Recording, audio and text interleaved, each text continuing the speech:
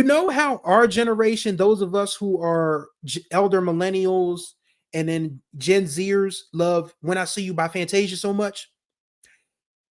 If You Only Knew is the boomer Gen X version of Fantasia's When I See You. You play that song around a bunch of old dudes, say, you know, 55, 60-ish, somewhere that you probably say from 50 to 75-ish. They gonna sing, I must have rehearsed my lines 1,000 times until I had them memorized. Like, we can all relate to that, having a crush on someone feel. And that's what this song is about.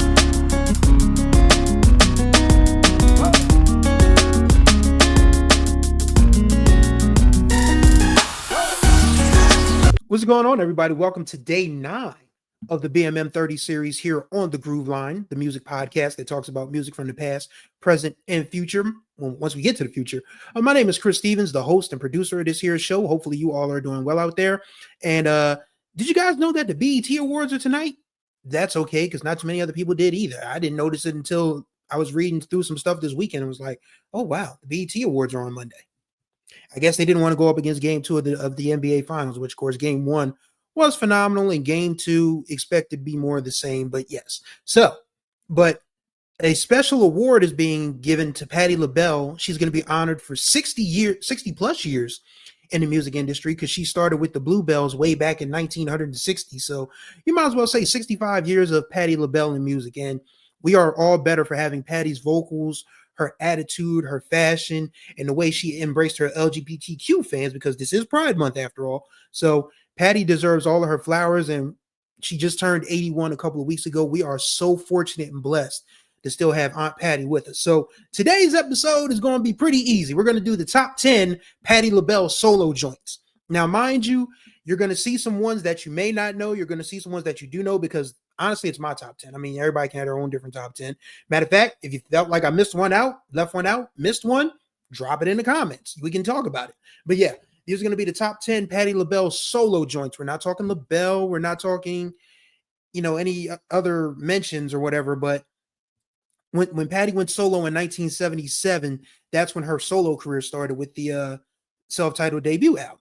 So we're going to start with the honorable mentions first and foremost, because when I was going through the research, listening to the music, man, Patti got joints, bro. Like, I didn't realize how deep her solo bag was. I mean, and granted, I'm from Delaware, so I'm listening to Philly radio by nature, and you hear Patti a lot, but you just don't realize how much of Patti you hear until you go through the albums, go through the soundtracks, go through all the things that she's done over the course of her nearly 50 years solo career, and it's like, damn, whew. And some good ones too. Some couldn't make the Groove Line top 10. Just is what it is. So we'll start with the honorable mentions. And what we have is Little Girls from the Tasty album that was written by the late Allie Willis, who, of course, wrote Boogie Wonderland for Earth, Wind, and Fire. Right Kind of Lover. That Right Kind of Lover is the earliest Cougar anthem that I can think of, because that song, everything about that song says a woman who's been divorced or got rid of the no good dude that she's been tied to for 20 something years, or he, passed away and she's a widow now. And now she's back out there looking for fun. It's kind of like the soundtrack to how Stella got her groove back, basically. So Right Kind of Lover is an honorable mention. On My Own, that's a duet with Michael McDonald. So I couldn't put it legitimately in the top 10 because it's not a solo joint, but it's still a great song. On My Own, this wasn't the way it was supposed to be. Yeah, I know I can't sing. I don't care. I'm mad I couldn't put this one in my top 10, and I wanted to so bad, When You've Been Blessed. And I'm not a church person. I'm not a religious person. But when I hear that song, man, Patti just takes me to another place, man. It feels like heaven. Hey, so yeah, When You've Been Blessed. And her very first solo song in 1977, A Joy to Have Your Love. And that was a very nice upbeat danceable beat, back in the disco days when everybody was on the dance floor. And I Don't Go Shopping, that was from the 1980 album, which I can't remember the title of right now. I may go back into it and just remind myself of it. But yes, so these are the honorable mentions: Little Girls, Right Kind of Lover, On My Own, When You've Been Blessed, A Joy to Have Your Love, and I Don't Go Shopping. And as you can see, that the six that were honorable mention were great songs, but they couldn't make the On the Groove Line top 10. Just couldn't. So we'll start with number 10. This one is also from Patti's solo debut, and it's probably one of her best known songs for a different reason. That's You Are My Friend. It was written with her husband at the time, Armstead Edwards, and it was about their son Zori. So Patti had, they always say a mother's love is different than any other love. So the way Patti sings this song, I mean, it literally is just like a love letter to her son. It's probably, I don't know if it's her top 5 vocal performance in the studio, but it's definitely up there. I mean, and what's crazy about this is that this song was covered by an artist that we'll cover later on in the month. And we all know Patti can sing down, but I think this artist absolutely bodied Patti on her own song. But yes, number 10 is You Are My Friend. Number 9, If You Ask Me To, from 1989. And it's one of those songs that fits in neatly with the times of the late 80s. You get that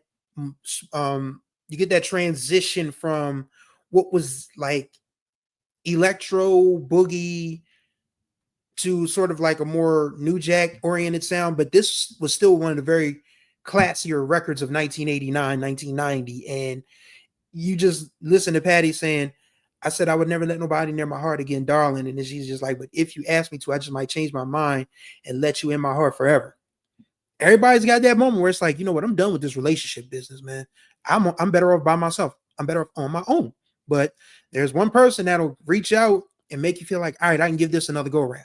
So that's what If You Ask Me To is about. Number 8, no surprises here. Love, Need, and Want You, from the I'm in Love Again album, her second Philly International album in 1983. And I think what hurt Patti from this perspective, because it's a great song, but it sounds dated. I mean, it sounds dated even by 1983 standards, because you got to remember, by the time this album comes out in 83, you've got the SOS Band, you've got Luther Vandross. I mean, Luther still used live instrumentation, but you had, Tell Me If You Still Care, which was an 808 masterpiece. You have a few other artists that are using, computers and synths and everything. And Philly International folks, because this was written by Dexter Wansell and Cynthia Biggs, they were still going into Sigma sound, banging on the drums, playing the guitars, the pianos, and the keys and all of that. But by 1983, that started to be phased out rather quickly. So the 2 albums that Patti did on Philly International, The Spirits in It and I'm in Love Again, just felt kind of dated for the early 80s, which is crazy when you think about it, because if you put these albums in 1978, 79, then nobody blinks. But the music industry changed so quick after Disco Demolition Night. It's like, damn. I mean, it literally makes your head turn when you think about it. But yeah, Love, Need, and Want You. You can always count on my love forevermore. Yep. Number 7, 1984, the Beverly Hills Cop soundtrack. Now, mind you, this is Patti LaBelle turns 40 this year, 1984. And it's a sort of a semi-autobiographical song, about running hot, running cold. I was running in, the overloaded was a stream. Somehow the wires uncrossed, the tables were turned. Never knew I had such a lesson to learn. I'm feeling good from my head to my shoes. Know where I'm going and I know what to do. I've tidied up my point of view. I got a new it. Like this, and this isn't the only time a motivational anthem from Patti appears in this countdown. But yes, for 1984, there were a lot of women, because we had women who were going into the workforce for the first time. We had, women getting corporate jobs. They weren't secretaries, they weren't cooks, they weren't waitresses, they weren't dishwashers, they weren't teachers. And don't get me wrong, teaching is a very important job. It's a very important job that we're on the verge of losing here in the 21st century. But yeah, we had women that were going into work as bankers, as executive directors, CEOs, and all of that. Like, women had to sort of boss up. And this is a boss up type of song. So it's perfect for the times. I mean, it comes right on the heels of Donna Summer's She Works Hard for the Money. So it's perfect. It is perfect for the time. And it's a great Patti song. Number 6 is one of those hidden gems. This is another one written by Allie Willis. Come What May. This is on the It's All Right With Me album, which was produced by the late great Skip Scarborough. And he will appear in this countdown once again. But yeah, Come What May is just one of those philosophical type of songs, I'll never be afraid of who I am and who I'm not, come what may. That's what the hook says. And it's just like you just sit with that song and you listen to it. Like for one, the instrumentation is beautiful. It's like you're either sitting on the beach at night or you're in a garden, garden type of setting with birds and trees swaying in the breeze in the mid-afternoon. Like you could play this song in either one of those settings and just be like, and just reflect and vibe. And it's another one of Patty's great vocal performances, to be honest with you. Number 5, 2004, Patti LaBelle moves over to what was then Def Soul Records. Remember when Def Jam was Def Soul and then Cash Money came back with Cash Money Classics? Back in the day when R&B, when hip hop labels tried to act like they gave a damn about R&B. Quite the time, wasn't it? Yeah. No. But anyway, yes, Patti turned 60 in 2004. So again, another landmark, sort of milestone in a woman's life. New attitude, she was turning 40. New day, she was turning 60.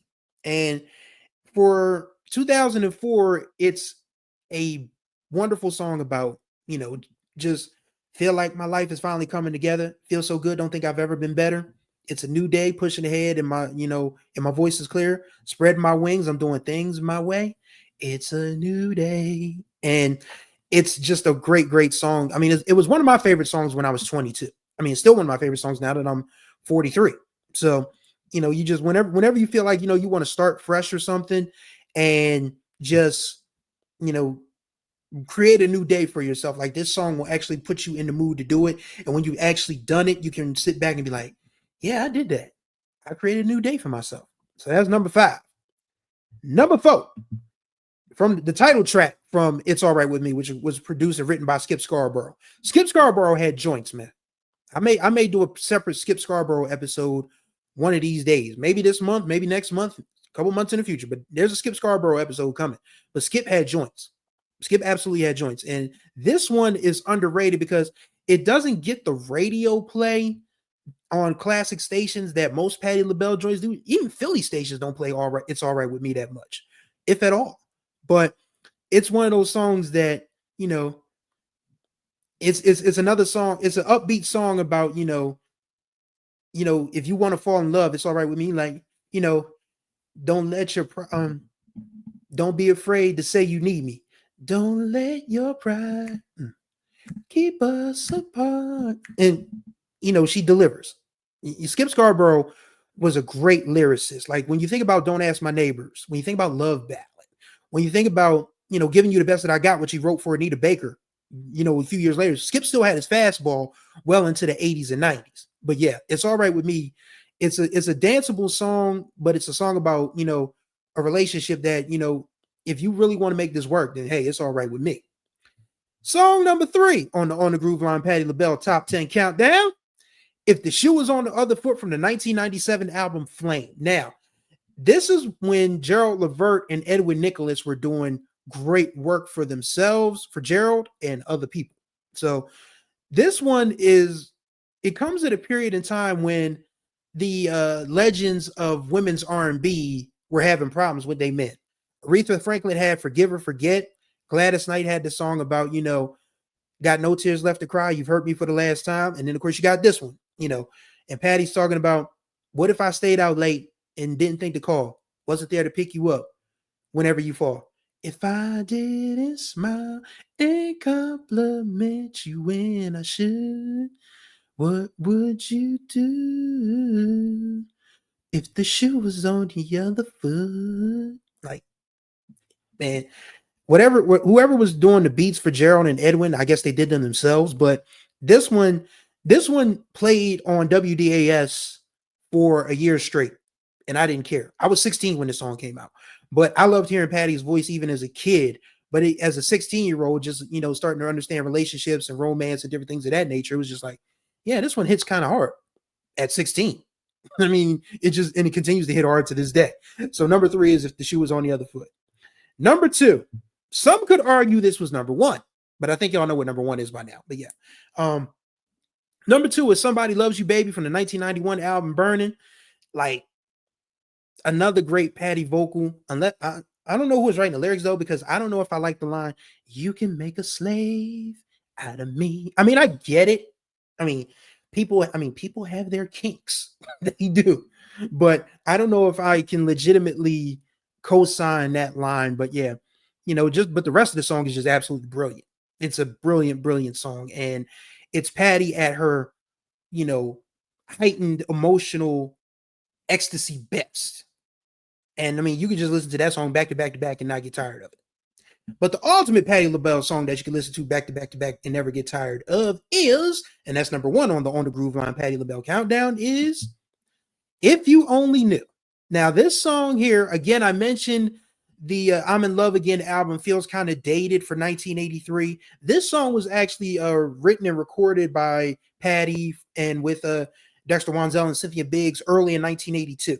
And they actually redid it because Patti was going out on doing plays at the time. So in 82. So when it came time for her to come back in the studio, Kenny Gamble wanted her to sing it a different way. He wanted her to sing with her with a smile on her face because Kenny felt like her voice sounded better when she was smiling. So I don't know how that works, but hey, Kenny Gamble knew best, I guess. So she sang it. She sang the hook. She sang the verses and the hooks one way, and then she gets real Patti at the end. You already know because I'm not even going to try it, but you know the end of "If Only You Knew," and it's Patti LaBelle at her scintillating finest. Like, it is a wonderful, wonderful song. I mean, you know what's interesting about this, and I'm going to come off of a side screen for a second. You know how our generation, those of us who are elder millennials and then Gen Zers, love "When I See You" by Fantasia so much? "If You Only Knew" is the boomer Gen X version of Fantasia's "When I See You." You play that song around a bunch of old dudes, say, 55, 60-ish, somewhere that you probably say from 50 to 75-ish.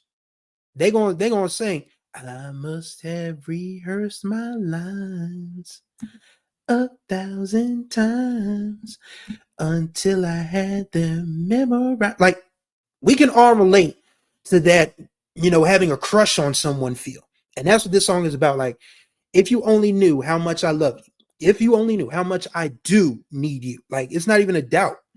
So, I mean, I think it's the quintessential Patti LaBelle song.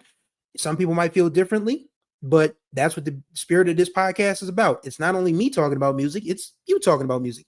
So if you want to share your thoughts in the comments, you are more than welcome to do so. And that's going to do it for day number 9 of the Black Music Month 30 series here on the Groove Line. Thank y'all for riding with me. As always, the contact information will be in the description below. Don't forget to like, comment, and subscribe to these videos so the algorithm can pop. We can have a good conversation in the comments, and more eyes and ears can be on this channel, because this thing is going to grow, and it's going to grow with your help.